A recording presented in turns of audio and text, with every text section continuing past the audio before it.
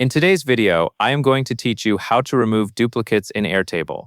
We will do this using Airtable's Dedupe extension, which is a reliable option when you want to review duplicates carefully, merge the right information, and delete extra records without guessing. Start by going to Airtable in your browser and signing into the account where your base lives. Once you are on the Airtable home screen, click Marketplace. In the search bar, type the extension name so it appears in the results, then click on Dedupe. On the Dedupe listing page, click Add Extension. Next, you will be asked to choose a base. Click Choose a Base.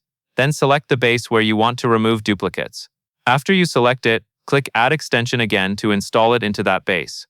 Give it a moment to finish. Now you will move into the base itself. Open the Extensions area and click Add an Extension. Search for the extension again if needed, then click Add. If a message pops up confirming the setup, click Dismiss, so you can see the extension configuration. In the Dedupe extension panel, click Pick a Table. Choose the table you want to scan for duplicates. This is important because the extension only checks one table at a time. After the table is selected, you will configure which fields should be used to identify duplicates. You will see options set to none at first, so click those drop-downs and make sure they are set the way you want before you continue. Then click into Fields for duplicates. Select the fields that make a record count as a duplicate in your situation. For example, you might choose fields like Name, Notes, Assignee, and Status, depending on how your data is structured. The more accurate your chosen fields are, the better the duplicate matching will be.